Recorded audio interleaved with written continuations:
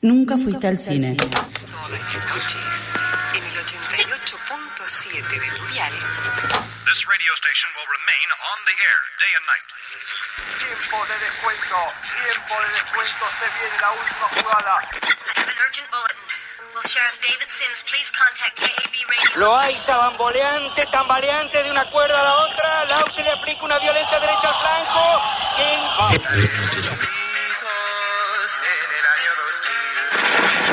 ¿Cuál es su deseo para esta Navidad? Mi Señor deseo Telefonea. es cambiar de radiodifusora. En las siguientes 2 horas vas a vivir una experiencia cinematográfica en la radio.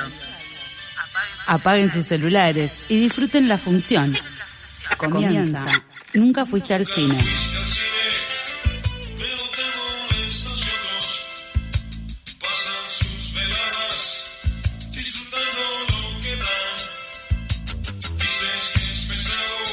Bienvenidos, bienvenidas a un nuevo programa de Nunca Fuiste al Cine, el programa de cine de FM La Tribu. Pasaron 5 minutos de las 2 de la tarde y estoy acá con Paula Ferreiro. Hola, Pau. Buenas, los últimos pilares. Los últimos que hemos quedado adentro del estudio, pues del otro lado del vidrio ya está Micaela Jara en la producción.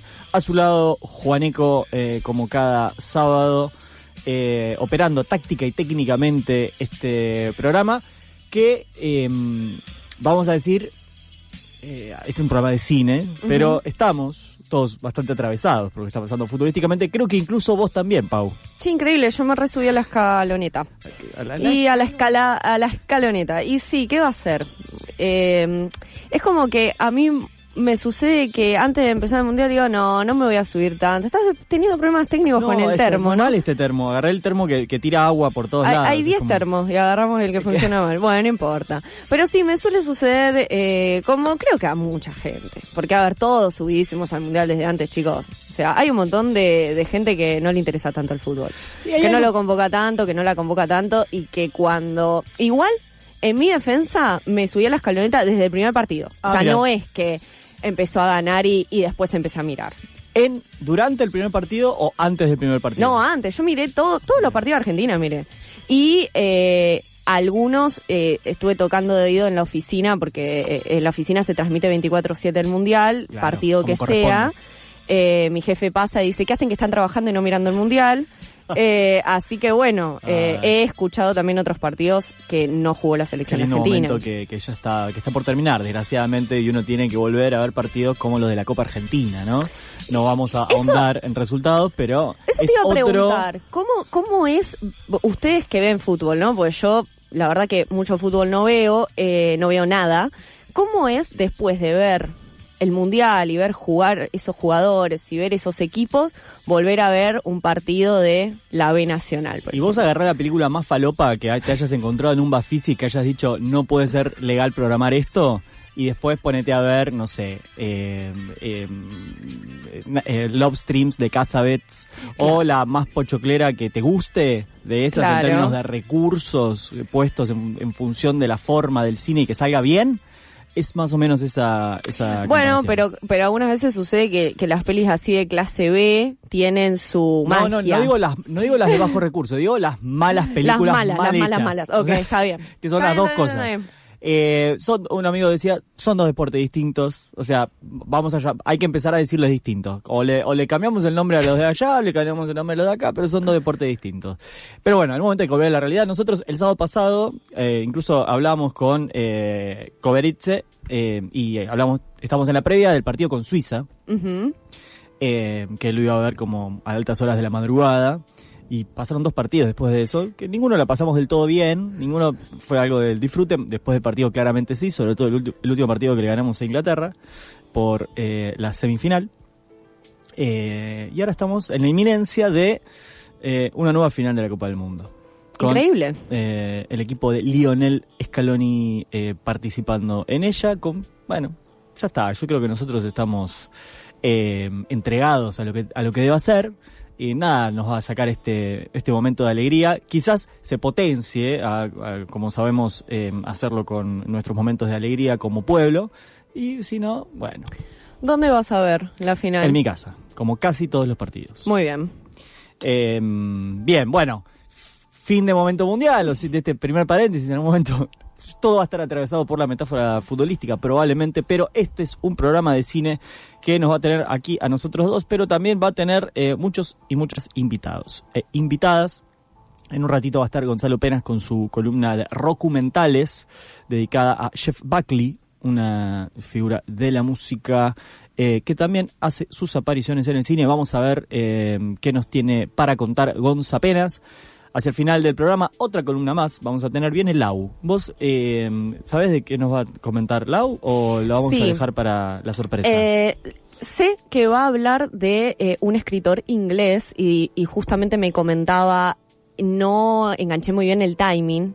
Me dice porque, bueno, dependía también mucho de cómo salía el partido. Decía, todo depende de cómo salga, pero bueno, va a traer a un escritor inglés. Hemos ganado contra Inglaterra, así que no va a haber ningún problema. Podemos ir pasando música inglesa que tienen grandes artistas, siempre lo dijimos. Lau acá dice que va a hablar de Ballard. Bien, bueno, vamos a tenerla a ella en un ratito nomás. Y vamos a tener una entrevista con Daniela Cossack. Ella es la autora del libro La mirada cinéfila, la modernización de la crítica en la revista Tiempo de Cine, editado por Taipei Libros. Un libro que investiga la revista de crítica Tiempo de Cine, nacida de el corazón del Cineclub Núcleo en la década del 50-60. Acá hemos tenido hace ya creo que un par de años a Alejandro Samaritano, hijo de Salvador Samaritano, fundador del Cineclub Núcleo. Este libro hace foco en cómo esos jóvenes cineclubistas llevan adelante una revista de crítica y tienen una voluntad de intervención en el campo cinematográfico, en el cine que se hacía, tejiendo alianzas y puentes con esos jóvenes directores que querían hacer algo distinto a lo que se estaba haciendo, que finalmente será reconocido como el nuevo cine argentino, o la generación del 60, también para diferenciarlo de otros nuevos cines argentinos que llegarán más adelante. Pero bueno, un montón de cosas, y también vamos a hablar de quizás uno de los estrenos más esperados de este año. El Tanque. El Tanque, que es La Odisea, de Christopher Nolan, que la hemos podido ver. Mica, ¿vos la pudiste ver? ¿Todavía no? ¿Tenés ganas de verla? ¿Tenés expectativas? Más o menos, creo que dice, no del todo. ¿No sos fan de Nolan? ¿Querés hacer qué? Hate Watch. Mira, hay algo de eso en eso. Un poco, siento que todos vamos un poco medio para eso. Para hate watchar, Uy, qué difícil de conjugar ese... Igual estuvo bastante bien. Bien, gracias. Un poco sí. ¿Qué va a ser? Es como ir a ver la nueva de Nolan y pegarle un poquito. Claro. Como siempre, qué espectadores que somos, qué exigentes. Anda vos chicos. A hacer una película, claro, loco, a ver si podés. Hacé vos esto con 85 millones de dólares. Bueno, entonces vamos a dar comienzo, si les parece, a este programa de Nunca Fuiste al Cine. Close your eyes. This is such stuff as dreams are made of. Nunca fuiste al cine. Esa cosa de la que están hechos los sueños.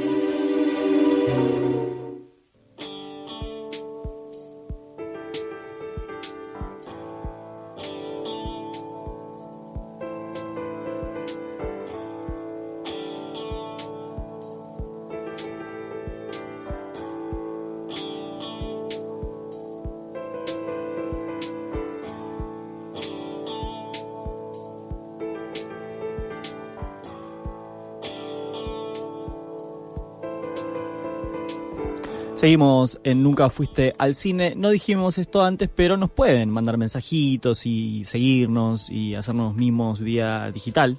Ayúdennos, estamos solitos. @Nunca Fuiste Cine. Este es el @, el lugar donde nos pueden encontrar en todas las redes sociales. Nos pueden mandar WhatsApp al teléfono de la radio, al 11 31 260 887, 11 31 260 887. Tal el dial de esta radio, el 88.7, nos puede sintonizar desde cualquier radio receptor, y si no, en la compu o teléfono que haga las veces del mismo, en fmlatribu.com. Vamos a avanzar a lo que es el comentario casi editorial de este programa con respecto a La Odisea de Nolan. Ayer, por la noche, usted sabe que se estrenó el jueves esta película en salas comerciales de todo el país, calculo. nosotros fuimos a verla al Malva. ¿Por qué la fuimos a ver al Malva? Bueno, porque tiene 3 funciones programadas en 35 milímetros, algo que había pasado en su película anterior, en Oppenheimer, que también tuvo funciones en la Sala Lugones. Gran error ir a ver una película de Nolan a la Lugones, porque la cantidad de diálogos que tiene esa película, tenés que estar, salvo que manejes muy bien el inglés, tenés que estar esquivando cabecitas en esa sala que nunca se reformó para que se pueda ver bien una película subtitulada. No tiene una inclinación favorecedora para las personas pequeñas como nosotros. En general para ver una película. Porque tendría que tener los bloques como los niños que te sentás encima. O podían subir la pantalla, ¿no? También. En ese tiempo que estuvo cerrado en pandemia y no lo hicieron. Sugerencias para la Lugones. Sí, tomen nota en el gobierno de la ciudad. Bueno, entonces la fuimos a ver ayer al Malva en una función en 35 milímetros. Hay algo en principio que me genera una curiosidad con respecto al formato, que es, es una película que Nolan filma en 70 milímetros en IMAX. Acá creo que en todo el país hay una sola sala de IMAX, o nosotros tenemos una acá en North Center, pero no sé si hay más. Me parece que si tenemos otra, es una más, Bien. como mucho. Y eso hace que sea como un poco condicionado al visionado, ¿no? Porque por más de que nosotros la hayamos visto en Filmic con 35 milímetros, hay una cuestión de, vos la filmás en 70. Vamos a contextualizar un poco, porque capaz que no todo el mundo sabe lo que es una cámara IMAX de 70 milímetros. Una cámara IMAX de 70 milímetros es con lo que últimamente está filmando Christopher Nolan. Es un formato analógico, o sea, se utiliza película y tiene una imagen de calidad mucho mayor, un nivel de textura, de detalle que es inigualable, pero también la parte negativa podría ser es que utiliza cámaras gigantescas, muy pesadas, que dificulta mucho el rodaje, que tienen un sonido medio como de... Matt Damon dijo que era como si tuviese una licuadora enfrente mientras grababa las escenas, entonces eso generó que Nolan y su director de fotografía tengan que volver a donde se generan estas cámaras IMAX y les digan, necesitamos que las adapten, ¿no? Fue medio una peripecia el sostener un poco el capricho de filmar en 70 milímetros y eso también condiciona un poco el visionado, ¿no? Sí. Porque hay como una cuestión de, no son tantas las salas IMAX, no solo en la Argentina, sino en el mundo. Entonces también te condiciona en que vos, como espectador, terminás viendo algo que quizás no es lo que el director tenía en mente, lo que el director pensó en filmar, porque te cambia la relación de aspecto. Hay una decisión ahí de todas maneras de filmar en este formato que hay que ver en cuántos países, no digo cuántas salas porque supongo que lo que se denomina primer mundo puede tener varias de estas. Sí, tal cual. Pero quienes no solo tienen IMAX, sino quienes tienen proyectores de fílmico en IMAX para reproducir 70 milímetros en IMAX. Nosotros acá lo reproducimos en digital, el IMAX.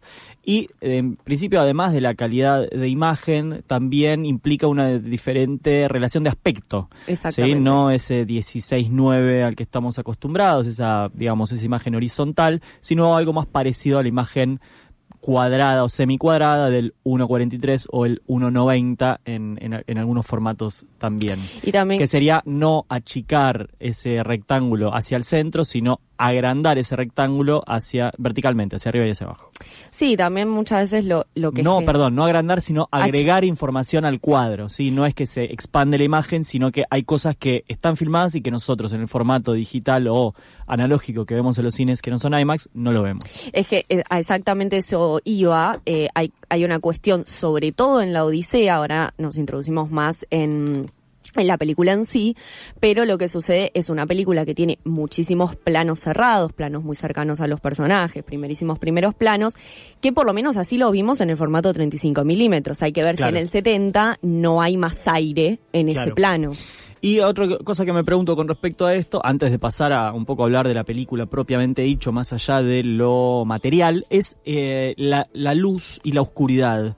A mí me pareció una película muy oscura y literalmente las escenas nocturnas era difícil entender lo que había en la imagen. A veces no se entendía realmente nada. Hablábamos después de la película de esos capítulos de Game of Thrones de la última temporada que no se veía nada. Bueno, pasaba algo parecido. Me gustaría verla en formato digital, a ver si eso es algo que se ve de otra manera o no. Tiendo a pensar que el fílmico no tiene por qué fallar, pero bueno, uno sabe cómo se han hecho esas copias. Bien, Nolan adaptó La Odisea, este poema épico clásico que relata el viaje de Odiseo. Bueno, yo no soy un especialista en esto, pero usted sabe que está la Ilíada, la Odisea, después la tenés ahí la guerra de Troya, Odiseo se va. La guerra de Troya sucede en la Ilíada. Ahí va. La obra, la Ilíada, adapta y cuenta sobre la guerra de Troya, propiamente dicha, y ahí estamos saludando a Gonza Penas, que ya llegó al estudio, y la Odisea justamente cuenta el regreso, las peripecias de Odiseo durante 10 años para volver a Ítaca. Acá tenemos profes de lengua del otro lado del vidrio. ¿Quieren hacer aportes a la Odisea? No está preparada, no, está bien. No, fue muy de sopetón, le tiraste un ladrillazo, pobre. Está Gonza y Lau del otro lado del vidrio. Bien. Nolan adapta de una manera bastante literal o lineal el poema la Odisea. Y bueno, tenemos un relato medio intercalado de las distintas temporalidades, distintos momentos en Odiseo, en ese viaje en el que se le está complicando volver. Sí, o sea, es una adaptación muy fiel la de Nolan a la obra en el sentido del relato en sí. Hay un tiempo presente que es en el que Penélope está tejiendo y destejiendo el sudario de su suegro, porque bueno, obviamente está retrasando el tener que elegir entre todos sus pretendientes, que los pretendientes están comiendo y bebiendo y haciéndole mierda al castillo, y a la vez también crece su hijo Telémaco, que bueno, claro, mucho no hace. Están disputando, digamos, el trono. El trono de Ítaca, y a la vez, mientras tanto, Odiseo, en el tiempo presente, se encuentra en una isla con la ninfa Calipso, de alguna forma prisionero de esta isla, y en formato flashback, tal como en la obra, va a ir contando las peripecias de Odiseo hasta volver a Ítaca. No es spoiler, este libro se escribió hasta antes de Cristo, así que, bueno, no es spoiler, Odiseo vuelve a Ítaca como un mendigo. Porque, bueno, le dijeron, cuidado, no vuelvas, si te pienses que te van a recibir con los brazos abiertos, pues te fuiste 20 años, papi. Sí.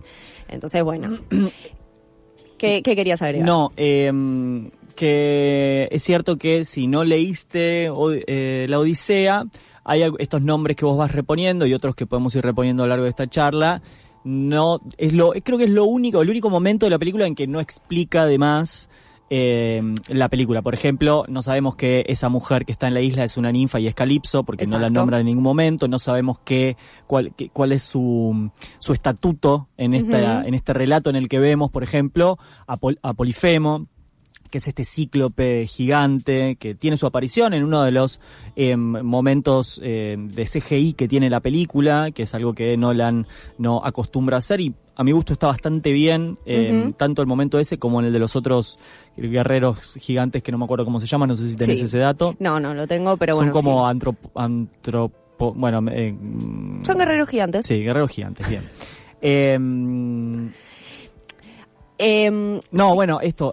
Lo que vemos es esta disputa y cómo poco a poco, a medida que vemos cómo se reconstruye esas batallas, el momento del caballo de Troya y la relación que hay entre las acciones de los hombres y la voluntad de los dioses, ¿no? Sí, lo que sucede también es que, bueno, obviamente la historia de Troya está muy relacionada con la Odisea, porque, bueno, él es un héroe de guerra de Troya. Y no solamente, digamos, están vinculados, también está vinculada la historia personal de Nolan con la película Troya. Ajá.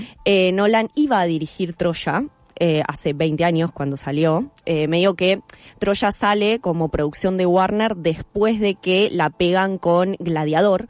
Entonces medio que se quieren subir a esa ola y dicen, bueno, vamos a aprovechar y lo ponemos a Brad Pitt en su peak mejor momento y llenamos cines y ganamos millones.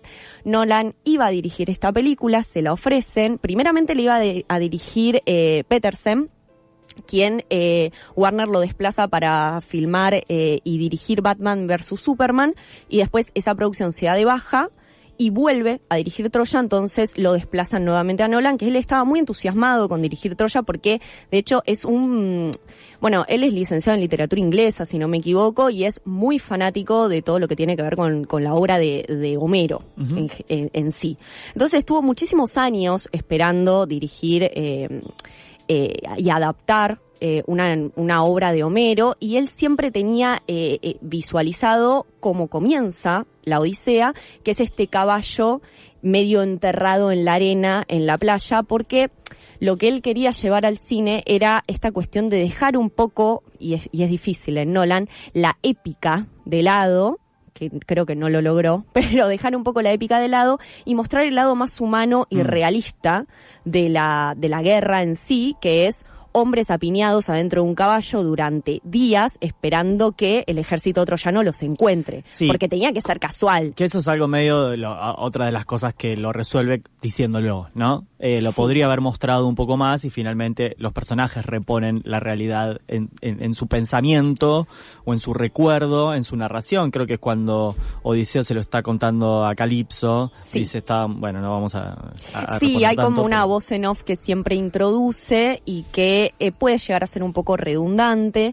De hecho, realmente siento que es la parte más floja de la película de Nolan, de la Odisea, el guión, ¿no? Siento que toda esa solemnidad y épica que se ve a nivel formal en la película un poco falla en el guión. Sobre todo por el lenguaje utilizado en los diálogos, ¿no? Lo veo como demasiado actual. Claro.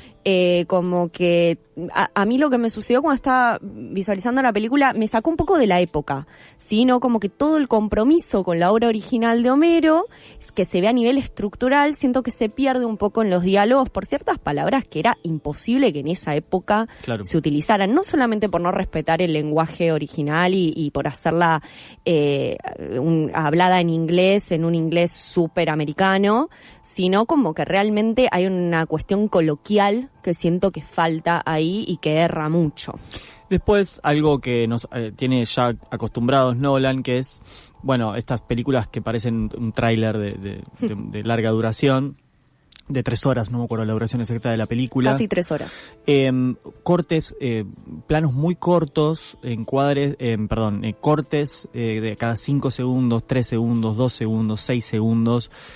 Un ritmo que para mí hay algo de, no sé si es su decisión estilística a secas, si es una lectura de época de decir vamos a tener que hacer cortes todo el tiempo para que esta gente con TDA crónico pueda concentrarse en la película. Si es así, hasta me parece... O si es algo condicionado quizás por el formato de filmación también. O sea, podría llegar a serlo, no lo sabemos. O sea, hay relatos de los actores diciendo, sobre todo Tom Holland, diciendo cada 2 minutos paraban la escena y yo pensaba que estaba haciendo algo mal. Decía, la estoy cagando en mi primera película con Nolan, hasta que en un momento le dijeron, no, lo que pasa es que las cámaras se sobrecalientan, entonces tenemos que ir cortando. Bien. Que es muy difícil, obviamente, supongo para un actor entrar en el personaje que te estén sacando cada 2 minutos. En la era del digital, sobre todo cuando están acostumbrados a otra cosa. Eso y la sobreabundancia de texto digamos hablado y música permanente, algo que pasó exactamente calcado en Oppenheimer, que es un momento que uno dice, está bien, estás adaptando una obra monumental, con perdón de la palabra, y lo querés meter en una película que no sea de 6 horas, tenés que apretar todo. Son decisiones, ¿no? Diría Miguel Ángel Russo. no hay momentos de descanso. Y yo creo que si bien el poema épico tiene, es de esta manera, es acción, acción, no hay reflexión, o la reflexión viene a cuento de la acción. Yo creo que la película necesitaría tener un momento más contemplativo, si se quiere. Yo creo que sobre todo las locaciones, los escenarios habilitan ese momento de reflexión o de descanso, y la película no logra o no le interesa en ningún momento tenerlo, por lo cual tiene, por un lado, hace que sea una película entretenida. Es una película que, digamos, no aburre, o sí, yo creo que aburre de alguna manera, pero es una película que no para nunca. En ese sentido, creo que a la postre va a ser una adaptación va a ser recordada como una buena adaptación de la Odisea, quizás la mejor de las que se hayan hecho. Es que no se hicieron muchas adaptaciones de la creo que hay Odisea. algunas de hace muchos años y no con gran presupuesto. Entonces creo que es una película que cumple, quizás no es una película que cumple a la escala del lugar que tiene Nolan en el sistema de estudios en este momento. Pero bueno, igual esperamos sus mensajes a nuestro Instagram, a nuestro teléfono 11 31 26 08 87, y que nos digan si vieron la Odisea, qué les pareció o qué expectativas tienen. Documentales por Gonza Penas. Otra forma de ver y de escuchar.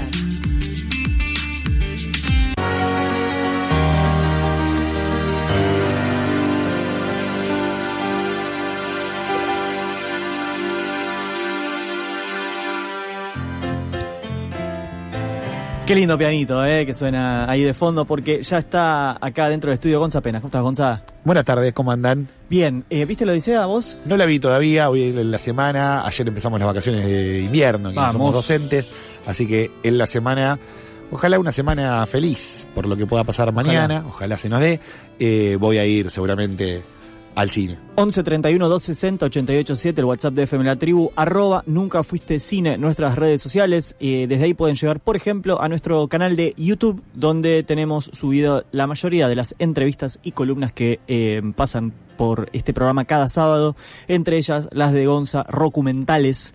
Hay varias de él, y también pueden buscarlo en su newsletter, gonzapenas.substack.com, y les va a llegar ahí una versión escrita de estas columnas. Total, también en YouTube, YouTube del programa, y alguna que otra perlita entre medio, entre columna y columna, de cosas que me quedan afuera, que me olvido, que me entero después, o que me hacen llegar alguno de, che, no dijiste esto, no lo sabía, amigo. Así que todo lo pueden encontrar en el newsletter también. Espectacular. Gonza, ¿qué trajiste para hoy? Hoy traje un documental que había presentado a principio de año como uno de los documentales que más me interesaban de los que se iban a presentar en este 2026, que es un documental sobre un autor que tal vez no sea tan conocido hoy en día, porque claro, grabó un disco solo, falleció de una manera bastante trágica y quedó un poco en el olvido, salvo para la gente que está muy metida en la música de los 90. Estoy hablando de Jeff Buckley. El documental de Jeff Buckley era uno de los documentales que más quería ver de los que iban a salir en el 2026. Me interesaba particularmente porque es un autor que el único disco que tiene publicado me gusta mucho. Es un disco que escuché hace muchísimos años por primera vez y me había encantado, y desde ahí lo escucho asiduamente. Es un disco clave en la década de los 90, pero la vida de él, la verdad que no la conocía tanto, más que lo que aparezca en Wikipedia o en algún medio especializado. Sí es cierto que la Rolling Stone, la NME, Billboard lo tienen como muy bien catalogado, el disco y a él como cantautor, pero no hay tanta data, y por eso estaba esperando el documental con cuchillo y tenedor, como quien diría. Cuando lo subieron a HBO dije, acá está la próxima columna. La subieron hace unas semanas, si no me equivoco, el día 8 de julio. Así que nada, la novedad del mes es este documental que traigo hoy a la columna, y la verdad que me gustó mucho. Voy a empezar por ahí. Es imposible hablar de Jeff Buckley sin hablar de Tim Buckley, su padre. Ajá. Tampoco sabía la casi no relación que habían tenido padre e hijo. Tim Buckley fue un músico muy importante de folk y de jazz en la década del 70, que muere muy joven de sobredosis de heroína a los 28 años en el año 75. Había publicado varios discos que fueron muy conocidos por esa época. Tuvo a Jeff Buckley con una mujer que era su pareja en ese momento, una mujer descendiente de panameños, y va a aparecer en el documental la madre de Jeff. Cuenta un poco cómo fue el amorío con Tim Buckley, pero bueno, después a Jeff lo cría la madre, y a Tim Buckley lo conoce recién un día que lo va a ver tocar, y empiezan a entablar un mini vínculo que termina rápida y abruptamente por la muerte de sobredosis de heroína de Tim Buckley. A partir de ahí, Jeff, un adolescente normal en Los Ángeles, en California, con su madre, que crece muy vinculado a la música, lo conocen a Jeff dentro del ambiente musical porque toca en un homenaje a su padre, un joven, Jeff Buckley, toca en un homenaje en una iglesia que hay en el barrio, y medio como que en la canción que interpreta de Tim Buckley dicen, es la voz del padre, es la reencarnación del padre. Y ahí empieza todo un periplo por la música de Jeff Buckley como cantautor de covers, si se quieren, de distintos artistas, Bob Dylan, sus máximas influencias, Neil Young, etc., donde se empieza a acercar al timbre de voz que va a tener. Jeff Buckley tiene un timbre de voz muy particular. Tal vez sea muy propio de los 90, uno podría asimilarlo a Tom York de Radiohead, tal vez, en sus agudos y en sus timbres en distintas canciones, con lo cual tardó en acercarse a esa voz que después le permite grabar el primer disco, pero cuando empieza a tocar sus primeras canciones, todos empiezan a decir, che, acá hay algo, este pibe la va a pegar, este pibe va a explotar, porque era muy jovencito, hasta que empieza a grabar sus primeras canciones, sale un EP y lo contrata Columbia. Acá hay un dato muy particular, claro, en Columbia grabó Dylan, grabaron muchísimos artistas muy conocidos, pero bueno, sobre todo su máxima influencia, y dice que cuando entró al estudio y vio el cuadro de Dylan, dice, ¿qué hago acá? O sea, quiero estar acá, grabar acá, pero ¿estoy preparado? Síndrome del impostor. No, y bueno, claro, esto va a aparecer mucho en el documental. Claro. El síndrome del impostor va a aparecer mucho en el documental. Ahora voy a ir a eso más adelante, porque, claro, él graba un primer disco donde la recontra mega pega, como vamos a ver ahora, y después le cuesta mucho grabar para un segundo disco. Con lo cual hay mucho de esto que estás diciendo. Bueno, entra a Columbia, graba su primer EP, conoce a su primera pareja, Rebeca, que va a aparecer varias veces en el documental dando dato clave, una persona con quien después estuvo también vinculado aún después de la separación, como un vínculo de amor que queda, y con el que tenían intercambios muy copados como pareja, ¿no? Los dos, él con ella y ella con él, y Rebeca en un momento dice, cuando él empieza a grabar su primer disco, se obsesiona con la música, nivel, se alquiló un cuarto, se encerró. Yo antes entraba, ponía la llave en la puerta, abría, y cuando entraba al departamento era toda alegría, y ahora era como que notaba que estaba interrumpiendo algo, ¿no? Como que Jeff en algún momento también le decía, bueno, pará, que guardo todo, como si fuese una oficina de trabajo. Se obsesiona, quería grabar 120 canciones en el mes, con lo cual, bueno, estamos hablando de un ritmo de laburo muy importante. Sobre todo si tenía problemas creativos, te estás poniendo la vara un poco alta, amigo. Totalmente. Lo cierto es que termina grabando las canciones más maravillosas de la década del 90, y edita en el año 1994 el disco Grace, uno de los grandes discos de ese gran año que fue 1994. En algún otro momento hablaremos de los discos de ese año, pero es el año en el que muere Kurt Cobain, y paradójicamente salen muchos de los grandes discos que tiene el rock de la década de los 90, en el año 1994. Ahí sale el disco Grace con todos temas propios, menos un cover que es de Leonard Cohen, Hallelujah. Ahora voy a ir a ese cover.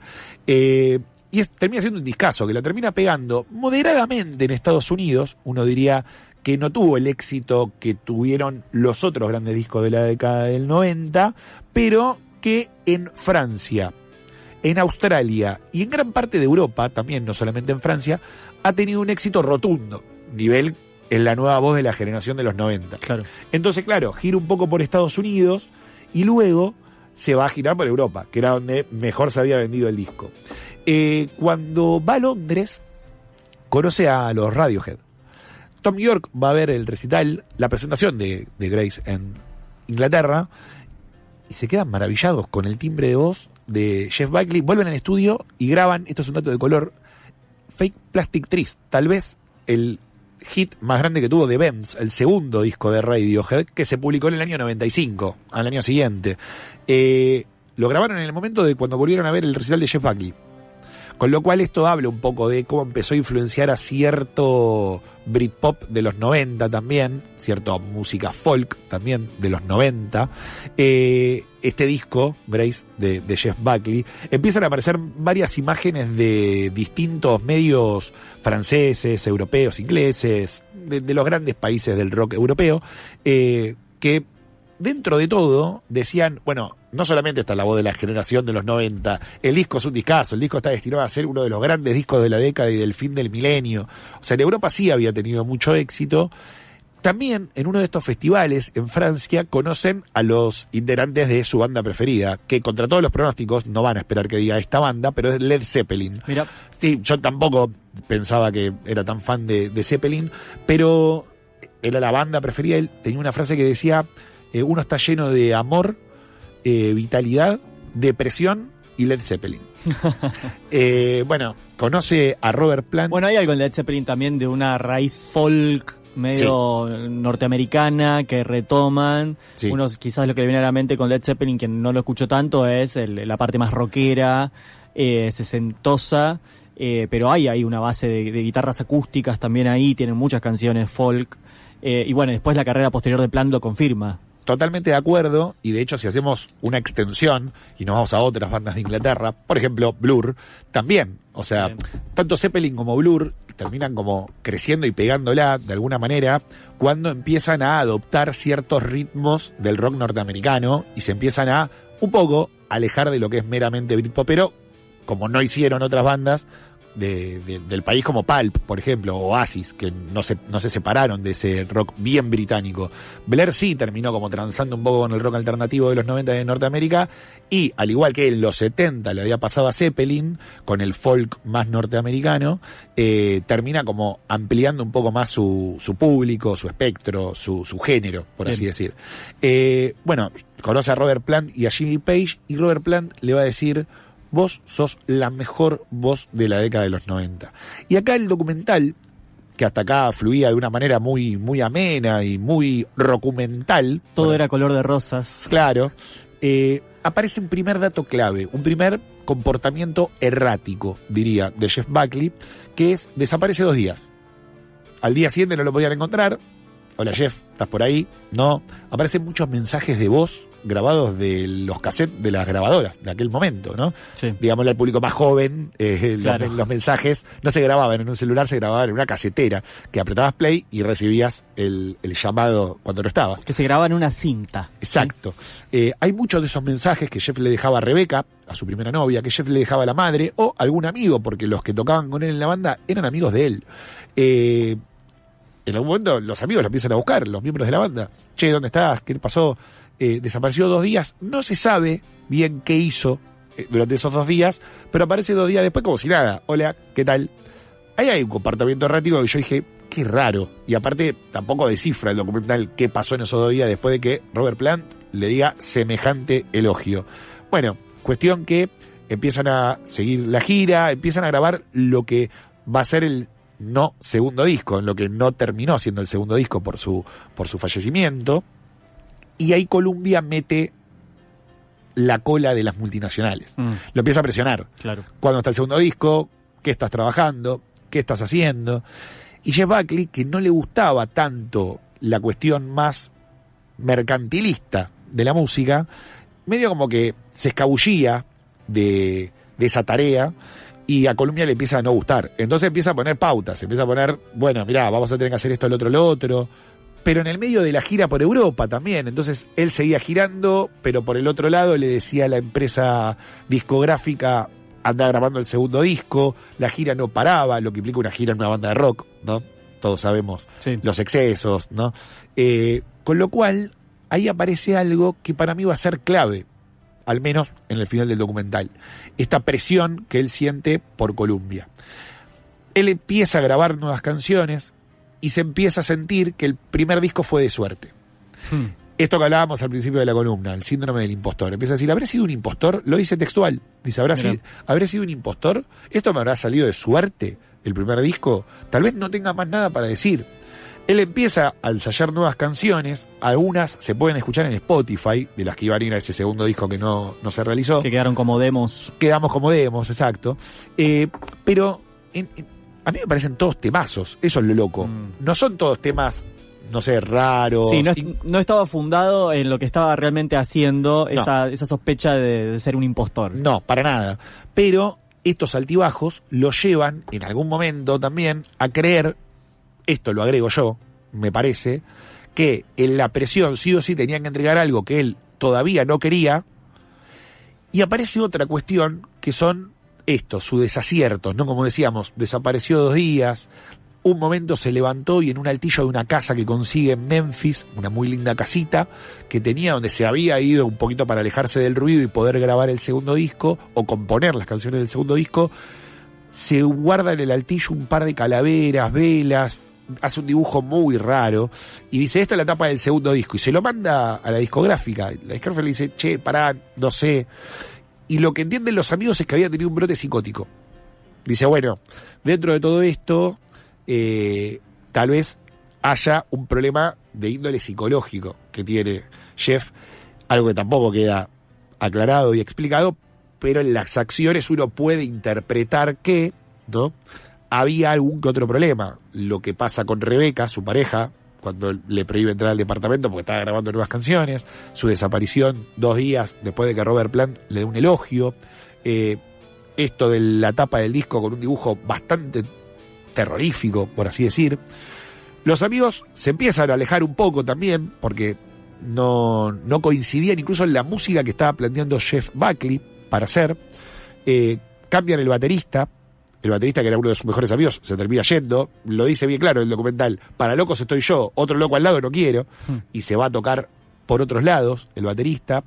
Lo reemplazan a Jeff Buckley, al baterista de Jeff Buckley, y Jeff empieza a grabar lo que van a ser estas canciones del segundo álbum, y un día se va por la orilla del río Memphis, escuchando Led Zeppelin, vestido, entra al río que hay ahí en Memphis, se pierde tras un bote y nunca más se lo vuelve a ver. Eso, la gran Alfonsina. Bueno, a ver, hay varias teorías. Se suicidó. Uno acá en estas latitudes puede pensar en Alfonsina Storni. Tuvo un brote. Estaría con alguna sustancia. Esa está descartada porque hubo una autopsia que descarta alcohol y drogas en el cuerpo. Mira. Y los amigos se lo hicieron publicar a la Rolling Stone en una nota para descartar que esto fue una cuestión de drogas. Después, bueno, Rebeca dice, sí, bueno, en el último llamado me dijo que viví más tiempo que su padre. Entonces, digo, bueno, claro, el padre murió a los 28, él ya tenía 29 en un momento, cuando llama a Rebeca. Llama a la madre para hacer las paces porque se habían peleado, porque la madre se metió en un chat, en un foro de fans de Jeff Buckley, cuando recién empezaba Internet, donde tiraban teorías de Jeff Buckley, y la madre diciendo, no, él es un amor, nada que ver con lo que están diciendo ustedes. Y se pelea, la llama y le dice, no podés hacer esto, no te podés meter en mi carrera. No pasan Navidad juntos, la última Navidad que hubiese sido, de Jeff Buckley. Y después la llama y le dice algo muy lindo, vos fuiste muy valiente, le dice, porque criaste a un hijo sola. Famoso puede ser cualquiera, cantautor se puede hacer famoso cualquier persona. Ahora, criar una madre sola no. Y ese es el último mensaje, ¿no?, que aparece reproducido textual con el cassette. Entonces también hay una especie de despedida. Llama a los amigos, le pregunta cómo están, que tienen que estar bien, que él va a cruzar del otro lado y que todo va a estar bien y que se van a encontrar en algún momento. Uno, claro, parece como que fuese, bueno, se van a encontrar del otro lado de la fama, se van a encontrar del otro lado cuando grabe el segundo disco, pero teniendo en cuenta con el diario de lunes lo que sucedió, el documental no asegura que esto haya sido un suicidio, pero todo pareciera encaminarse como que dentro de los problemas que tenía psicológicos, si se quiere, Jeff Buckley, y dentro de la presión que sufría por Columbia, y dentro de que no le salía nada para el segundo disco, más sus problemas personales, todo se encaminó a este otro acto errático, ¿no?, como desaparecer 2 días, pelearse con una novia. Se metió vestido, aparte al mar, no es que estaba nadando y se ahogó. Sí. Y lo que dice un experto que estaba analizando el río es que es un lugar de mucha corriente. O sea, es normal que si uno se mete vestido con el peso que tiene la ropa, la corriente lo arrastre y se lo lleve. Apareció 5 días después el cuerpo como decía, le hicieron una autopsia que sale limpia, tenía solamente una cerveza encima en la sangre, con lo cual descartan psicotrópicos o esa clase de drogas, y empieza a ser un emblema de la década de los 90. Claro, queda su único disco, Grace, uno de los 100 mejores discos de la década de los 90, según la Rolling Stone. La Enemy también lo tiene muy bien posicionado, ese disco. Jeff Buckley como cantautor, más allá del disco, muy bien posicionado dentro de todo lo que son los rankings de los cantautores más importantes de la historia del rock, no solamente de los 90, creo que estaba 139 o por ahí. Con lo cual, estamos hablando de un personaje que, habiendo grabado tan solo un disco, siendo el hijo de un gran cantautor de los 70, como es Tim Buckley, se termina metiendo en la historia grande del rock casi sin saberlo, porque él no lo pudo disfrutar, él no pudo darse cuenta de lo que generó ese disco por la presión que estaba sufriendo ya por grabar el segundo. Con lo cual nos deja esta reflexión también, ¿no? Muchas veces, como son una picadora de carne, las grandes multinacionales de la música, más en ese momento, más en la década de los 90. Recordanos el nombre del documental y dónde lo podemos ver. El documental se llama It's Never Over, Jeff Buckley, en castellano, Eternamente Jeff Buckley, y lo pueden ver en la plataforma de HBO Max. Se estrenó el 8 de julio, lo pueden ver ahí. Gonzo Apenas con su columna Rockumentales.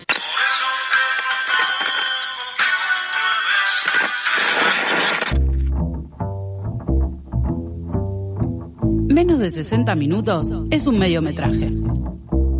Arranca la segunda hora de Nunca Fuiste al Cine.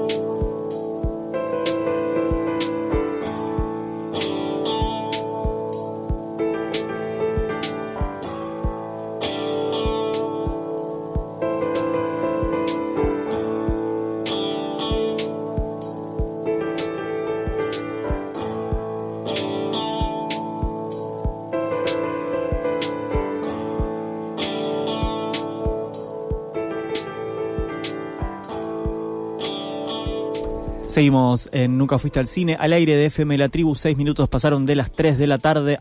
@Nunca Fuiste Cine en nuestras redes sociales, y nos pueden escribir al 11 31 260 887. Hay algo que no hicimos y estuvimos mal desde que comenzamos, y es mandar saludos a nuestros compañeros que no vinieron hoy, a Rodri Ferreiro, que está cerca donde se va a jugar la final del Mundial. Más no sabemos si no lo va a ver adentro del estadio, parece. Quizás también nos trae una agenda cultural de la ciudad de Nueva York. ¿Quién te dice? Puede ser. Le mandamos un abrazo. Otro para Agus Rancini, nuestra compañera. Para Santi, para Rosaura. ¿Alguien más me queda afuera? Creo que estamos. Y para todos nuestros somos un montón, hoy somos también poquitos, y saludamos obviamente a Daniela Cossack, que está acá dentro del estudio. Hola Daniela, ¿cómo estás? Hola, ¿qué tal? ¿Cómo estás? Muchas gracias por recibirme. Bienvenida, Nunca Fuiste al Cine y a FM La Tribu. ¿Habías estado alguna vez en esta radio? No, nunca había estado. Bueno, qué bueno que seamos nosotros quienes te traigamos. Tengo en mis manos, acá tengo una cámara prendida que no está saliendo en vivo, pero ustedes después van a poder entrar a nuestro canal de YouTube y ver la portada muy bonita de este libro, que es La mirada cinéfila, la modernización de la crítica en la revista Tiempo de Cine. Es un libro de Daniela Cossack, editado por Taipei Libros. Daniela es periodista, editora e investigadora especializada en cine. Es la autora de este libro, que salió originalmente en otra versión, una versión anterior en 2013, si no me equivoco, editado por el Festival de Cine de Mar del Plata, y ahora esta versión nueva, aumentada, mejorada por los chicos y las chicas de revista Taipei. Además tiene publicado otros 2 libros, La imagen recobrada, también editado por el Festival de Cine de Mar del Plata, y Más allá de la estrella, un libro que recupera en una serie de textos la figura de Hugo del Carril. Bien, muchas cosas tengo para preguntarte, algunas de este libro, otras más allá de este libro. Lo primero que te quiero preguntar es porque, viendo rápidamente, haciendo un pantallazo por tu obra escrita, vemos que trabajás mucho con el cine del pasado. Lo primero que te quería preguntar es cómo es tu acercamiento a ese cine del pasado, porque también escribís mucho sobre preservación, algo que también acá en este programa tratamos de siempre tener presente y aprender también. ¿Cómo es tu acercamiento al cine? ¿Cómo se despertó ese interés en vos por el cine argentino del pasado? Bueno, a ver, se despertó, diría que el interés por la preservación fue casi en simultáneo al trabajo de investigación para La Mirada Cinéfila. Yo estaba haciendo una tesis de maestría que decidí hacerla sobre la revista Tiempo de Cine. Entonces, por un lado, ahí empecé a investigar sobre la generación del 60, la mirada, todas las revistas, las publicaciones. Y al mismo tiempo, más o menos por esos años, fue el hallazgo de Metrópolis de Fernando Martín Peña y Paula Félix Didier. Y yo estaba trabajando como periodista en ese momento en redacciones. Les hice una nota, después otra, porque cuando encuentran Metrópolis encontraron toda una colección, la colección Peña Rodríguez, con mucho material, y entre ellos muchas películas argentinas del cine mudo que se consideraban perdidas. Se conservaba tan poco que ese hallazgo, más allá de lo espectacular de Metrópolis, ese hallazgo fue como un montón, porque de repente, no me acuerdo los números ahora, pero no sé, por ahí pasamos de 10 películas mudas preservadas a 20, era muchísimo. El doble, que es un montón. Claro, algo así, los números no son exactos, pero el impacto era ese.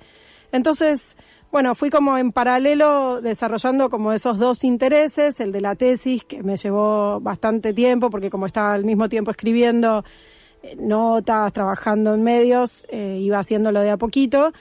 Y en un momento es como que ya quedé tan tomada por el cine argentino del pasado que empecé a enfocar todas mis notas cuando ya estaba como colaboradora y no como redactora fija en un medio. En general elegía hacer notas sobre cine argentino del pasado y sobre la preservación, porque además fueron unos años, estoy hablando de 2008 en adelante, o sea, el hallazgo de Metrópolis en 2008, y todos esos años que siguieron hubo muchos proyectos de no sé si todos restauración, pero recuperación de películas argentinas por el Festival de Mar del Plata, por el Museo del Cine. Hubo como realmente mucha actividad en ese sentido y yo me fui entusiasmando cada vez más. Y además como que eso me permitió ver también películas argentinas que cuando estudié cine no había podido ver. Tampoco la idea de la historia del cine que yo tenía cuando estudié, de la historia del cine argentino, es como que era mucho más acotada y se fue como expandiendo a partir de esta investigación, pero también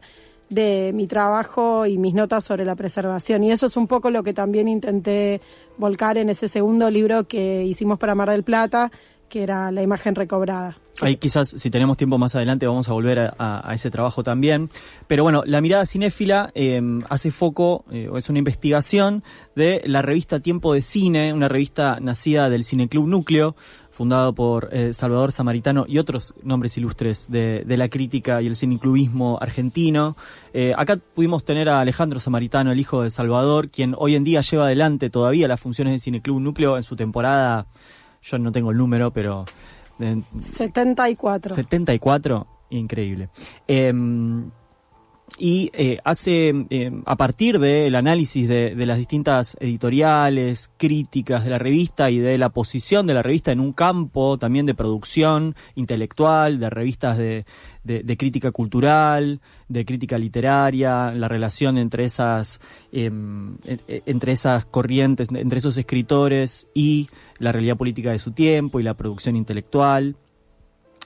Hay como ahí un descubrimiento para quienes nos acercamos a este libro, que es como esta crítica primero aparece distanciándose de lo que era la escritura sobre cine previa, quizás más vinculada al periodismo, a las reseñas o a las fichas técnicas. Empieza a producir otro tipo de textos, quizás más cercano a la crítica de artes. Y también tiene una voluntad de intervención sobre su campo, ¿no? Como está diciendo, hay una lectura de dónde venimos en esa década del 60, 50-60 y hacia dónde queremos ir. Hay algunas cuestiones también que parecen muy actuales cuando describís o recuperás estos textos, que es críticas al Instituto de Cine, relación con el Estado, la relación entre el público y las películas que se hacen. ¿Qué otras particularidades encontraste quizás en esta generación del 60, pero no solo desde el cine, sino desde la crítica, que son particulares de este momento y quizás no se encontraron después? Que son particulares de este momento Sí. histórico. Bueno, lo que pasa es que es un momento muy especial.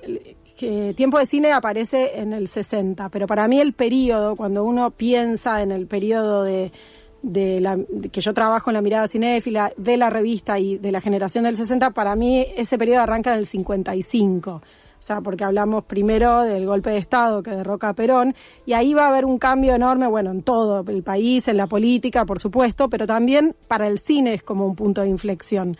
Entonces ahí va a empezar una transformación en Argentina que en realidad ya viene trayendo la transformación que se había dado en el mundo. Yo por eso voy como en el libro contextualizando también lo que va pasando en Europa, porque digamos, a partir de la posguerra aparece el neorrealismo italiano, aparece el cine moderno, otra forma de producir, digamos, se cae toda la infraestructura. El mejor ejemplo es Cinecittà, en Italia, que estaba en el 45, se había convertido en un campo de refugiados. O sea, imaginémonos toda la infraestructura industrial del cine, en este caso italiano, destruida, no había nada, y salen los directores como Rossellini a filmar con lo que tenían en la calle, a la gente, actores no profesionales, contar historias reales, mostrar la realidad.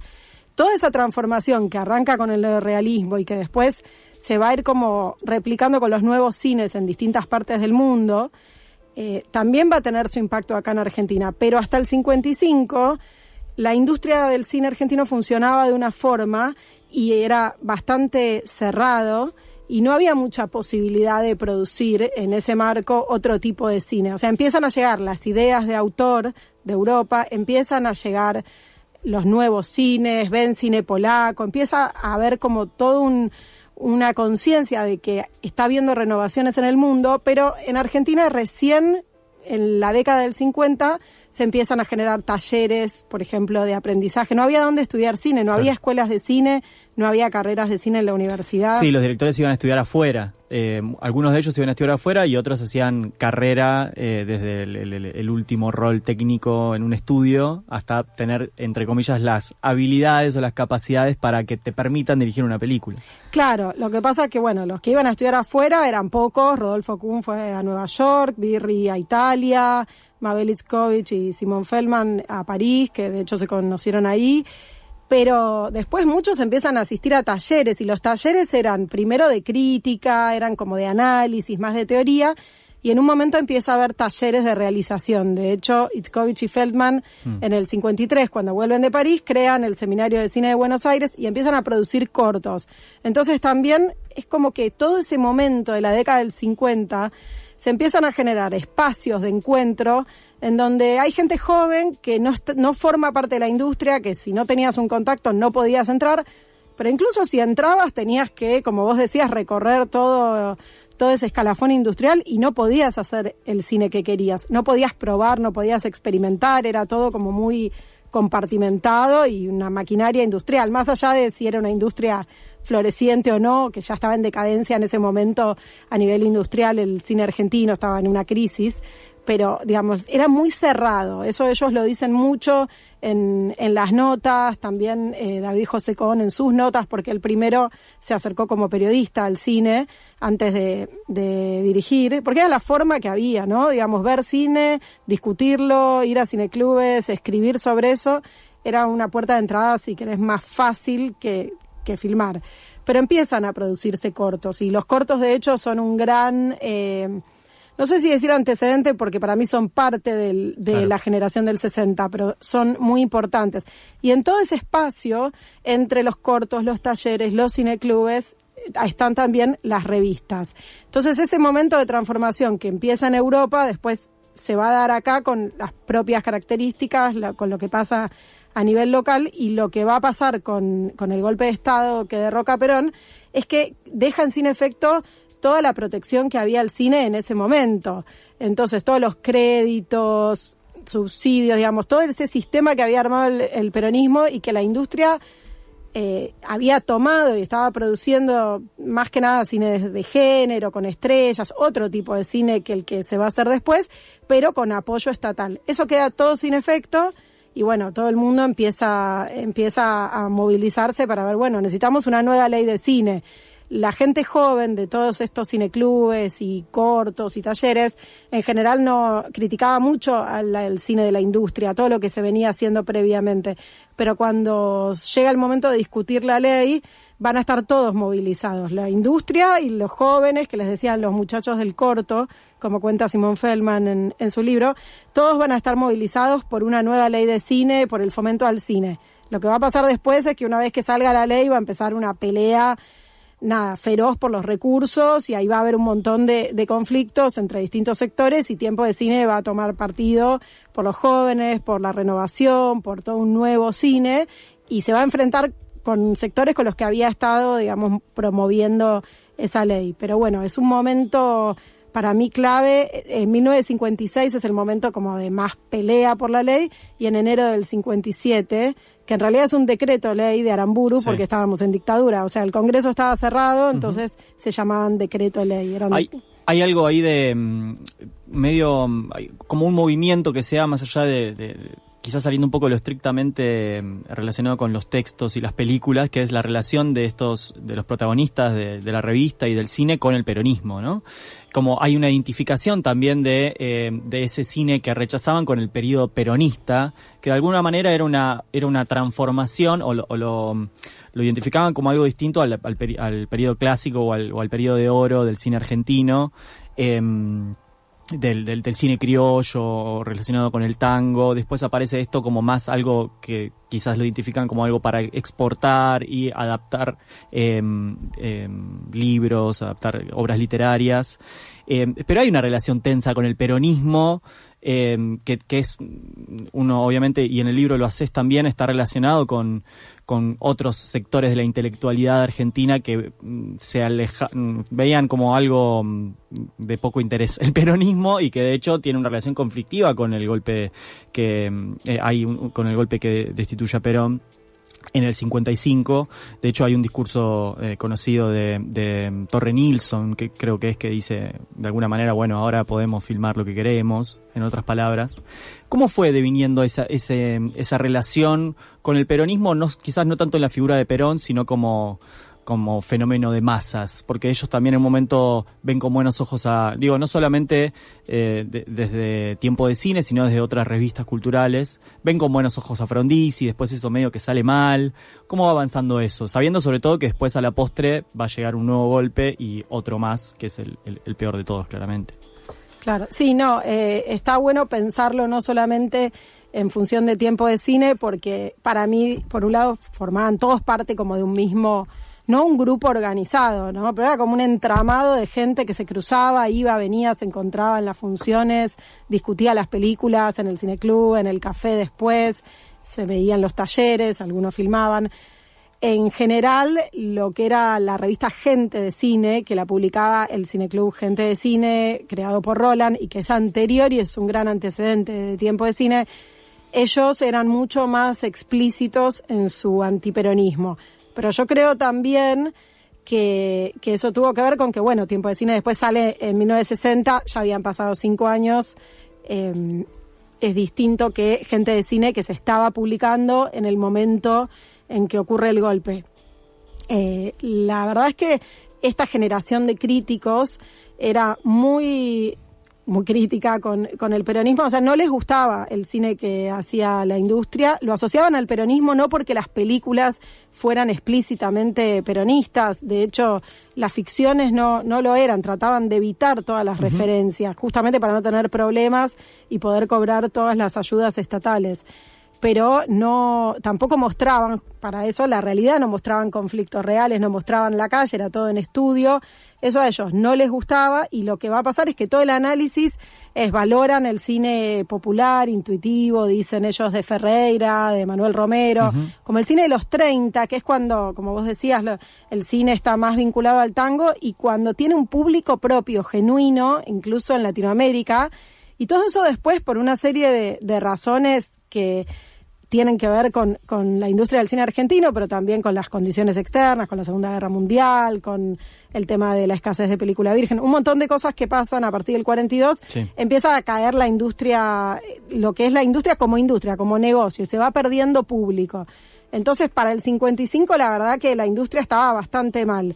Y la gente joven no le gustaba ese cine, no le interesaba, quería hacer un cine que además reflejara un poco, mostrara sus intereses, sus conflictos, lo que le pasaba a la gente de su edad, ¿no? Digamos, como muchos jóvenes hoy que quieren en las películas contar historias que les sean propias, cercanas. Entonces, ahí hay como una identificación, todo el cine de la industria, como si fuera todo el cine del peronismo, y que podía ser bastante injusta. Yo un poco me ocupé de eso en el libro que publicamos sobre Hugo del Carril, porque justamente en el capítulo que yo escribí, yo lo coedité, pero el capítulo que escribí era sobre la relación de la crítica, de toda esta generación de críticos, con la figura de Hugo del Carril. Y ahí es claro que se ve, digamos, lo injustos que eran, el análisis, digamos, desechaban completamente películas porque venían de una figura como Hugo del Carril, de una figura peronista, salvo, por supuesto, Las aguas bajan turbias, ¿no? Porque ahí ellos valoran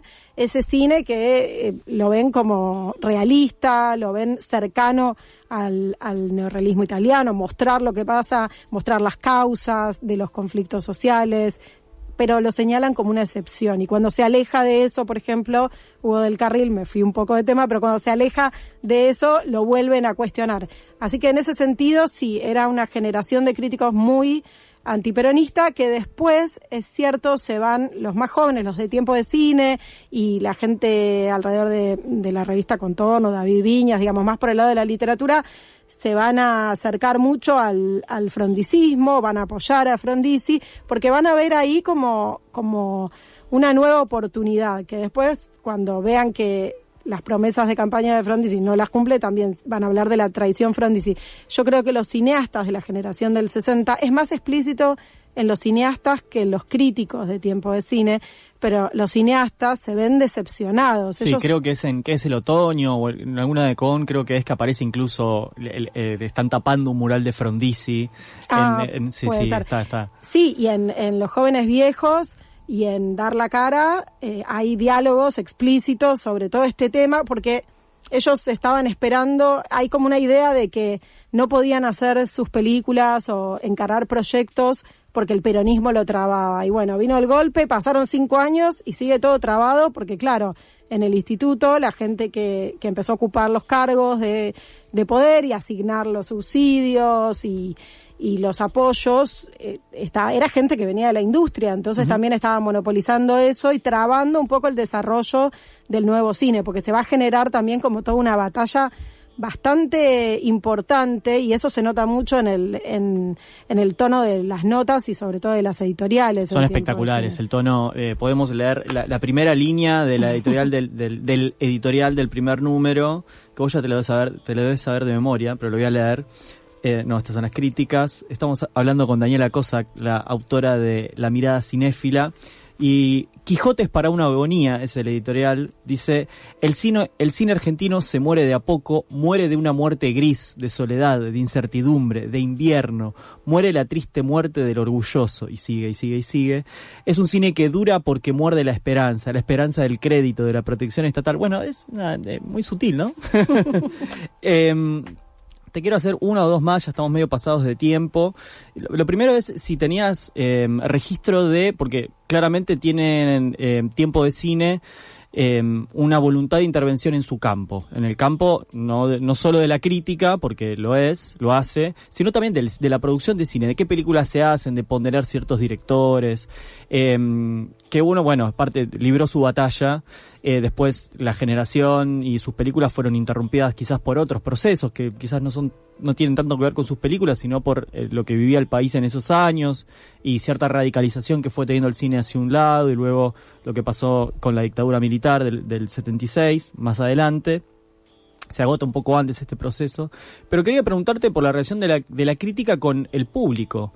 Si tenés registro de si se leía, si había una intervención además en los espectadores, no solo en los directores, en otros críticos, en el campo cinematográfico, sino en la audiencia, en el público. Sí, yo creo que en el caso de este público en particular era un ida y vuelta, porque muchos de los socios de Núcleo estaban en las funciones, terminan escribiendo en Tiempo de Cine. Por ejemplo, Antonio Salgado, uno de los colaboradores, yo pude entrevistarlo en el Festival de Mar del Plata en 2010, cuando José Martínez Suárez le hizo un homenaje a la revista Tiempo de Cine por sus 50 años desde que había salido. Y él me contaba que había llegado como por un concurso de crítica, él era muy joven, tenía 20 años y era parte del cineclub. Entonces, este público cinéfilo y especializado y que le interesaba el cine, yo creo que había mucha discusión y que no había una distancia tan grande, discutían después de las películas, después de la función en la sala, en el bar.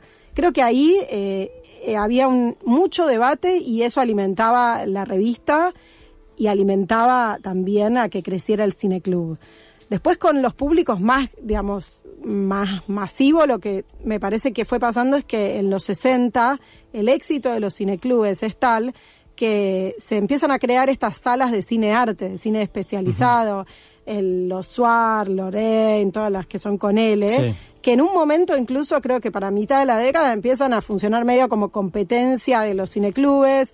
Hay algún conflicto ahí que Tiempo de Cine menciona, porque en un momento no le quieren dar algunas películas, pero realmente había un interés por este otro cine, no solamente el cine comercial, industrial, no, argentino y extranjero, que llega a ser, no sé si diría masivo, pero bastante exitoso en la calle Corrientes y a llenar muchas funciones. Entonces, creo que había un público, esta cinefilia, es la edad de oro de la cinefilia en Argentina, del 55 al 76, diría, y creo que esta cinefilia un poco llega al gran público. Creo que había estrenos, sobre todo de cine europeo, que podían ser muy masivos, si lo pensamos a la luz de lo que puede ser hoy. Claro. Última, y ya cerramos, brevemente si podés, porque hay algo especial también que tiene la historia de este libro, que es la figura de José Martínez Suárez, porque él tiene un papel importante en la publicación, porque él era no sé si era el presidente del festival cuando se publica, o el director, y cuando presentás esta nueva edición, la edición de Taipei, en el Malva proyectan Dar la Cara en 35 milímetros. Nada, ¿qué representa la figura de José Martínez Suárez para vos o para lo que fue la historia de este libro? Bueno, José, en realidad yo a José lo conocí en 2003 en su taller de cine. Era un taller que él daba en su departamento, íbamos con un amigo mientras estudiábamos cine, hacíamos el taller con él.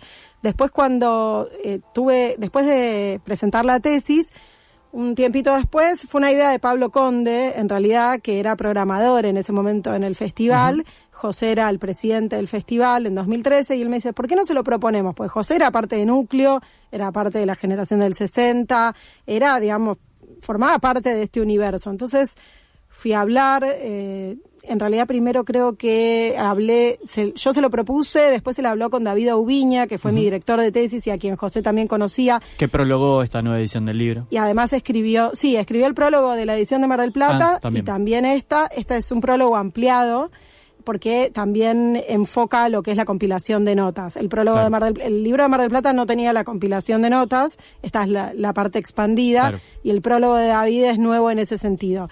Y bueno, entonces José me citó en su oficina ahí en la calle Belgrano, todavía me acuerdo, en las oficinas del festival.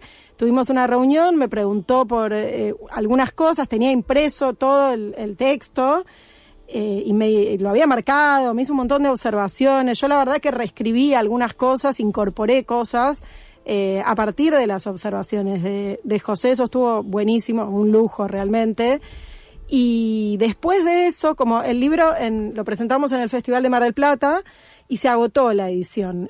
Cuando volví de Mar del Plata, algunas personas me preguntaban, no había más ejemplares, entonces empecé ya la idea en 2013 de reeditarlo. Llevó su tiempo, trabajé bastante con Máximo Echeverri para reeditarlo. De hecho, él fue el que tuvo la idea de acompañarlo de una compilación de notas.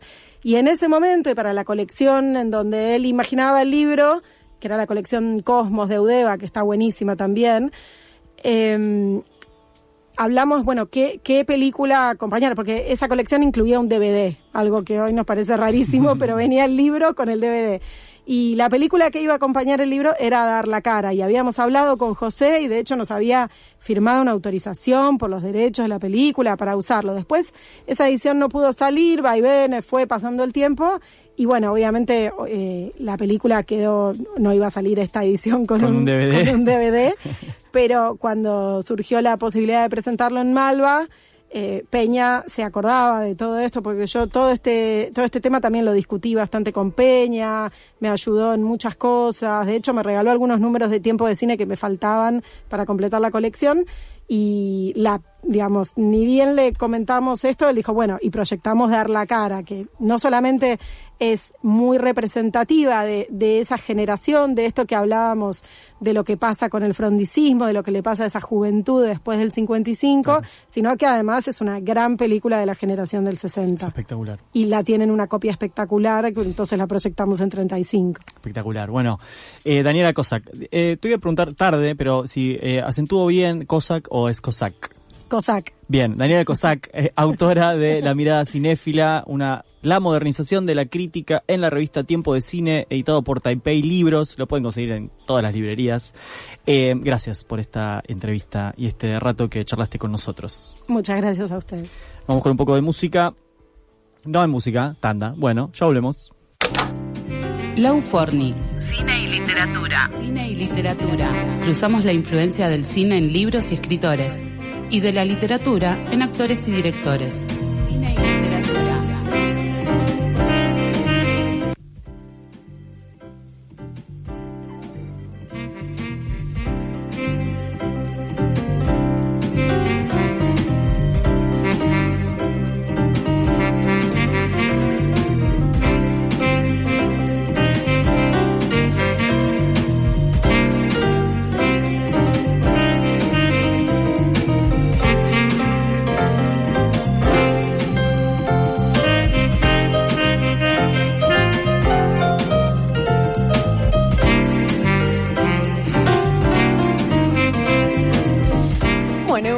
Para la última media hora de este programón que fue Nunca Fuiste al Cine, ya ni me acuerdo qué número vamos. 161. 161.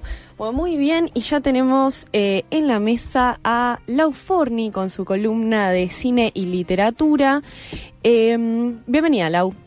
Gracias, muy buena la entrevista de recién. ¿Te gustó? Llegué... Sí, se escucha. Sí, llegué a tiempo y pude escuchar. Siempre llego corriendo. Hicimos como todo un bloque de libros, porque venimos hablando de un libro y ahora hay más libros sobre la mesa. Che, un montón de libros. Che, ¿no te hace mal a la espalda cargar tantos? He cargado mucho más y de hecho estoy teniendo problemas. Claro. Sí. Pero bueno, nada. La vida es así. Yo prefiero que no duele la espalda que sea todo digital, así que me tengo que bancar. Te debemos la RT. Pero bueno. Claro. No, que ahí librería Tren Nocturno se encargue de... Claro, sí, soy mi propia empleada, me tengo que hacer cargo de mi propia salud. Bueno, Lau, porque te planteó como un dilema, ¿no? El tema de hoy con respecto a pues, un escritor inglés. Sí, me causó gracia, a mí me gusta el fútbol y estábamos todos muy mundialistas y dije, encima yo ya lo tenía pensado porque hace mucho quería hablar de este autor. Y digo, más vale que ganemos, por muchas razones más vale que ganemos, porque encima he caído con un autor inglés, muy inglés aparte, en muchas cosas. Voy a decir incluso una pequeña cosita polémica de él, en cuanto a Thatcher y Malvinas y demás. Apa. Pero bueno, es un autor, lo nombro primero, J. Graham Ballard, para mí uno de los pensadores más importantes del siglo XX, muy en la línea de Phyllis Dick, de hecho compartieron generación. Y lo principal que hicieron, o sea, ¿por qué hablar de Ballard? Justo hace 2 años hablé de Dick, que fue mi segunda columna.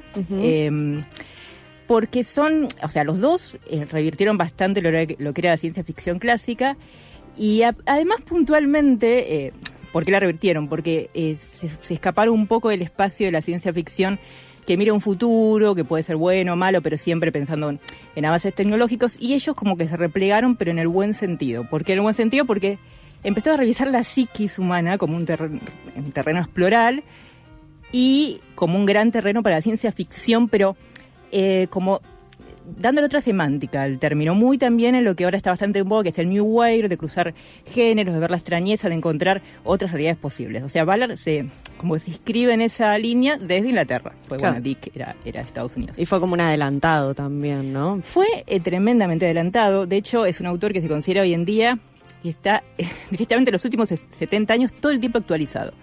Porque todo lo que decía es aplicable hoy en día.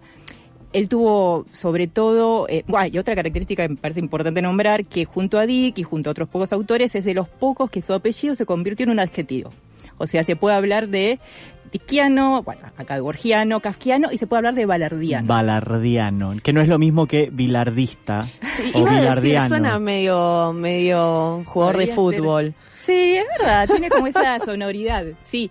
Y quería leer muy brevemente la definición que está en el Collins, porque no es un invento, o sea, buscás balardiano el diccionario y lo define como aquello que se asemeja o sugiere condiciones de modernidad distópica, paisajes artificiales desolados y los efectos psicológicos del desarrollo tecnológico y social.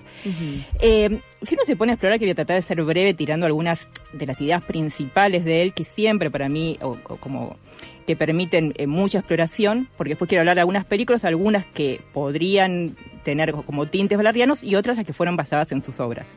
Pero creo que Ballard es como una fuente inagotable de ideas, porque él mismo, incluso, como no dejaba nunca de pensar y analizar, y tuvo muchas etapas de escritura, creo que también es importante leerlo en capas, ¿no? En encontrar siempre sentido, pero a la vez algo importante que destacar, aunque lo llamaban fatalista, y él respondía, no soy fatalista, estoy leyendo la realidad, básicamente lo que está sucediendo. Pero a pesar de eso tenía como cierta esperanza en la humanidad. No era un fatalista de decir, no, todo no tiene sentido, vamos a morir todos. Entonces está bueno. No era Fisher, digamos. Claro, pobre Fisher, como le queremos a Fisher. Encima como terminó, sí. Claro. No. Intentaba buscar una vuelta. Y aparte fue los escritores de ciencia ficción, también fue contemporáneo de Bradbury y de Asimov, que vivió el famoso siglo XXI, ¿no? Murió en 2009, así que también, y siempre seguía opinando y tenía una gran lectura, la realidad, por eso es interesante leerlo. Muy breve voy a decir como 3 etapas, sobre todo, que el escritor e investigador Pablo Capana de Argentina identifica en su obra, que es una primera etapa, que es la catastrófica, donde hay obras muy típicas distópicas, que aunque son típicas distópicas, se centra siempre en lo que le sucede a los personajes con esa nueva realidad, en cómo se adaptan o cómo reaccionan. Después la etapa nihilista, tiene una etapa nihilista que es la más conocida y la que más se usó para representar en el cine, porque fue tremenda, que empieza en 1970, justo con la muerte de su esposa. Él tenía una muy linda relación con su esposa y cuando muere, es como que él dice, bueno, no sé, no tienen sentido muchas cosas, pero en vez de decir, no, todo está mal, empieza como a explorar lo que él consideraba como las peores cosas de la modernidad, ¿no? Entre ellas, bueno, la cultura de masas, la televisión, la odiaba la televisión, por supuesto, el fetichismo, el consumismo. Entonces escribe primero un libro que es inclasificable, que es La exhibición de atrocidades, que son básicamente muchas imágenes que exagera cómo se explota los ídolos, como los usos tecnológicos y los vicios.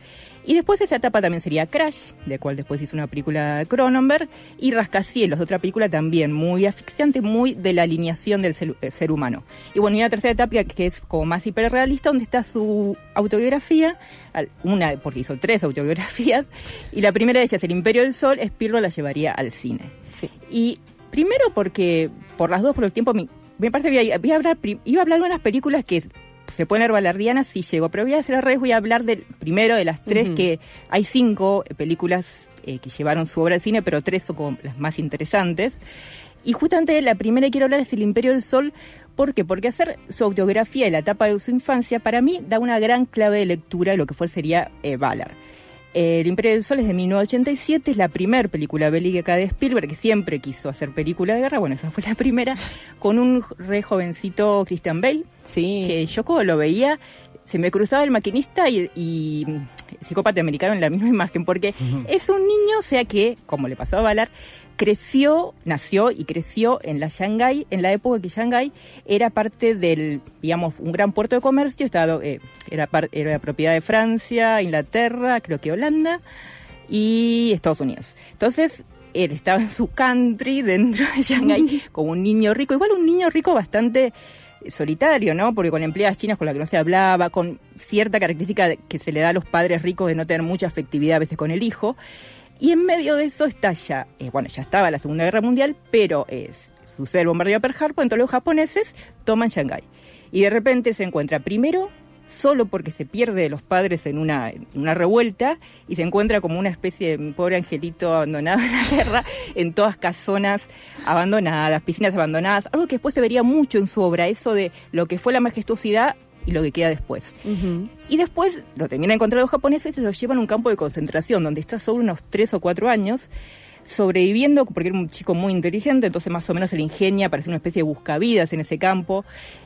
La novela es bastante más cruda de lo que lo haría Spielberg. Ya sabemos que Spielberg, lógicamente... lo edulcoró un poco. Sí. Igual hay incluso una escena que edulcoró bastante fuertemente, porque hay un momento que sucede el bombardeo de Hiroshima, pero a la vez a Spielberg es como que no hay con qué darle. Es como, qué hermoso que hace esa oscuridad algo poético dentro de la narrativa.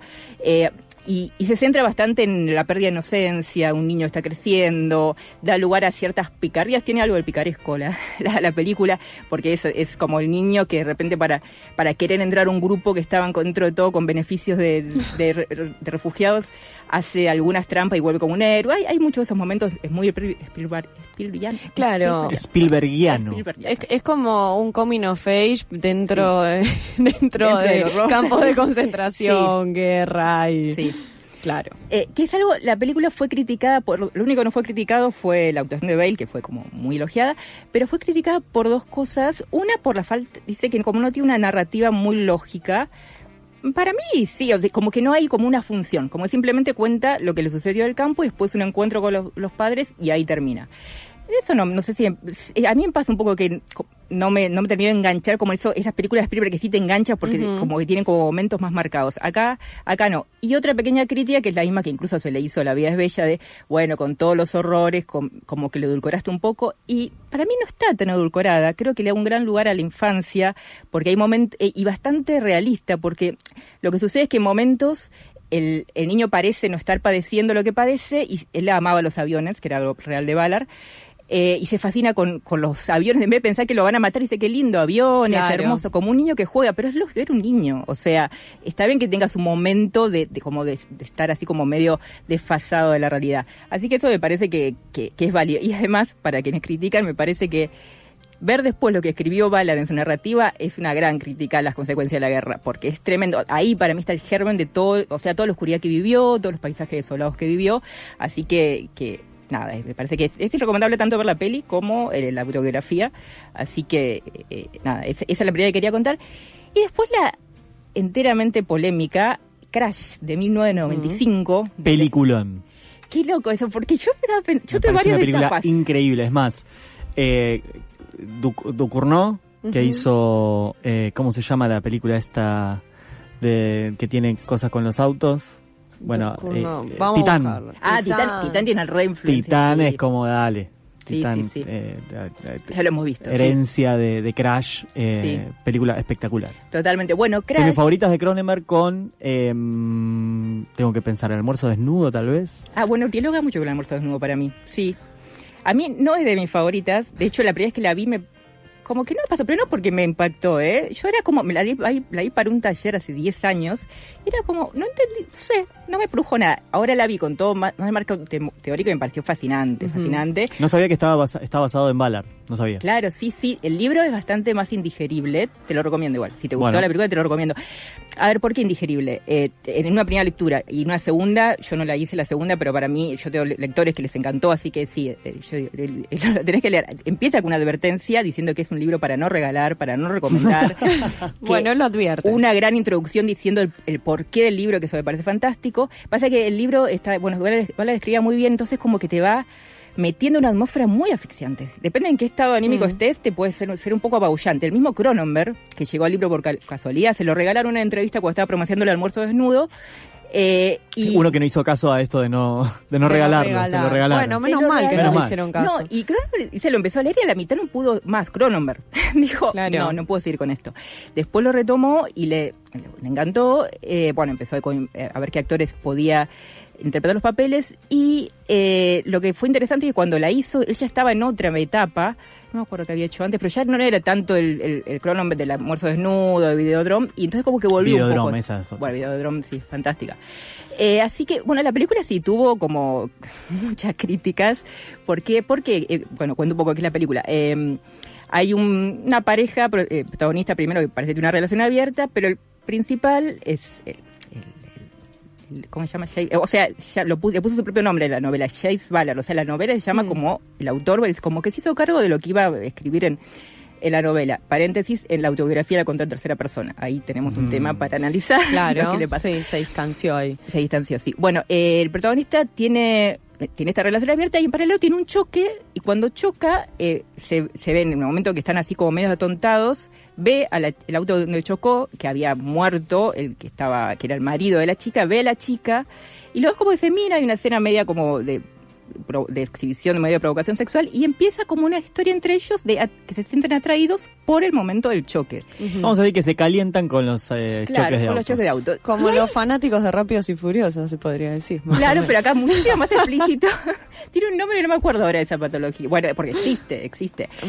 Bueno, después encuentra como ahí descubre uno como una tribu medio urbana liderada por un hombre que todo el tiempo tiene tanta obsesión que hasta replica las muertes famosas de verdad. O sea, chocan para excitarse con eso, y empiezan a inmiscuirse en accidentes de autos reales para sacar fotos. Esto es tremendo. Por eso generó mucho impacto, porque de hecho hubo manifestaciones, acá en Argentina la hubo, de víctimas de accidentes de auto, diciendo que no es excitante. O sea, gente diciendo, a mí me rompió la pierna y esto.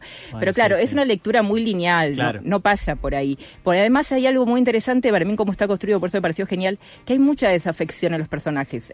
Ballard está siendo súper crítico, justamente crítico de la espectacularidad. De hecho, un año después que se hace la película, sucede lo de Diana, o sea que básicamente es paparazzis acosándola, una muerte, la espectacularidad y esa erotización también de todo el tiempo querer más violencia, llegar a un extremo. Bueno, hay un montón, pero es lógico que fue una película súper polémica. Ganó igual el premio en Cannes creo que era como por La Atrevida que fue, hay como un nombre, no me acuerdo, no es por La Atrevida que fue, pero bueno, como la audaz, o sea, como una película pero en francés. Sí, claro. Exacto.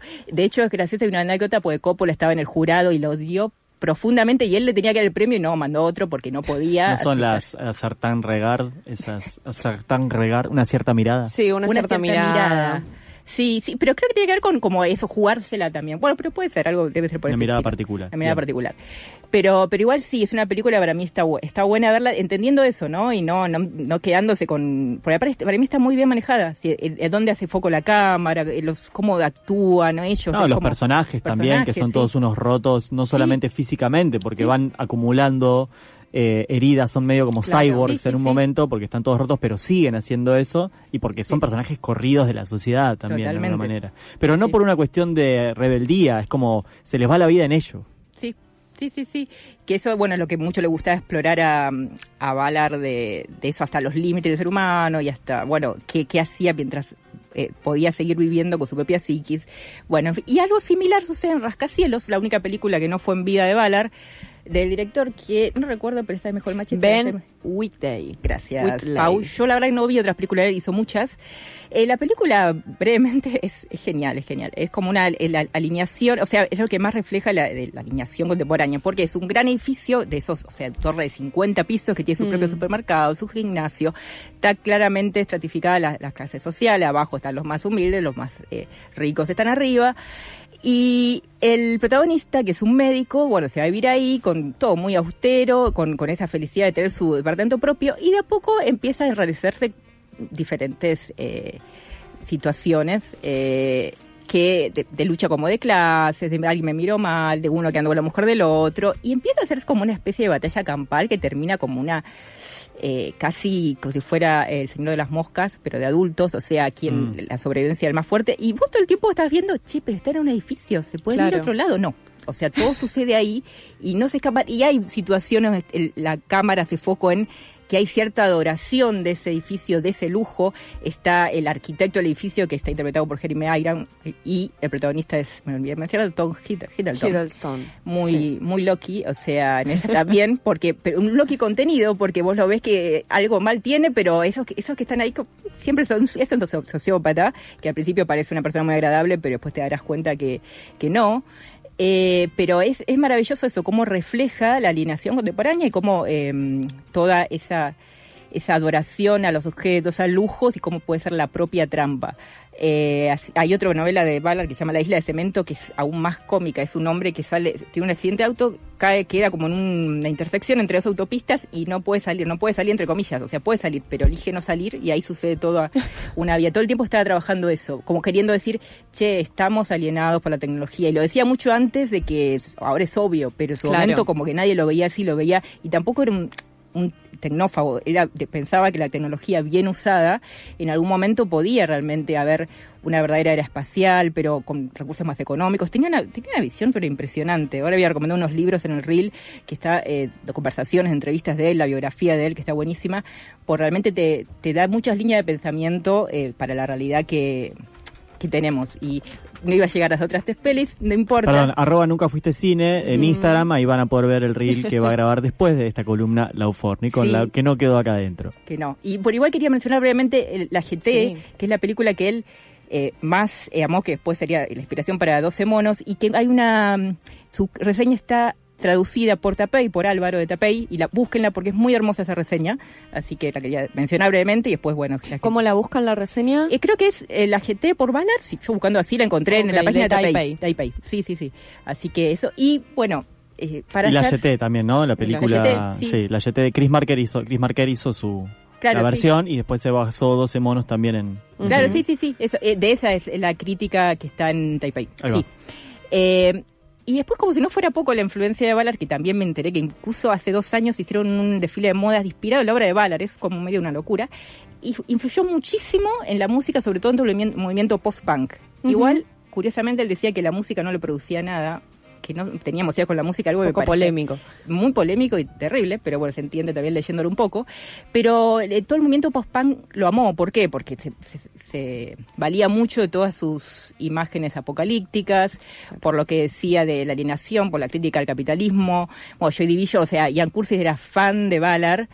Lo que bueno, considerando lo que pasó de Ian Curtis, no sé si es una buena recomendación decir eso, pero era muy fan. Incluso algún control inicia con un tema que es exhibición de atrocidades, hablando específicamente del libro de Ballard, y también Radiohead, de muchos de sus discos. La tapa de Tom York de Lazar es muy del universo, así como de desolación ballardiano, pero muchísimas bandas. Si se ponen a buscar post-punk Ballard, van a encontrar un montón de temas inspirados en novelas de él o en esa atmósfera muy crítica y muy de desolación. Por eso, bueno, me fue muy difícil elegir el tema, porque encima me encanta el post-punk. Pero bueno, el tema puntualmente que elijo de cierre es un tema que no Sí, si lees la letra tiene, obviamente, como todos los de Joy Division, su carga de oscuridad, si se quiere, pero su musicalidad es un poco New Order, así que es uno de mis temas favoritos, que se llama Disorder, y si buscan la letra, en muchas de sus frases van a encontrar algunas de las cositas que estuvimos charlando en esta columna. Muy bien, Lau Forni con su columna de literatura y cine. Hablamos de la obra de Ballard, nombró 3 películas: El Imperio del Sol, Crash y Rascacielos. Van a poder encontrar muy pronto su columna subida enteramente a YouTube. Muy buena gorra de Pulp. Muy buena gorra de Pulp. Gorra inglesa, todo mal. Todo, pero ganamos. Se vino muy inglesa.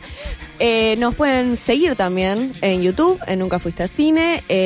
Y también síganos en Instagram. Y acuérdense, la semana que viene no salimos en vivo, así que nos volvemos a escuchar el sábado 1 de agosto. Chau.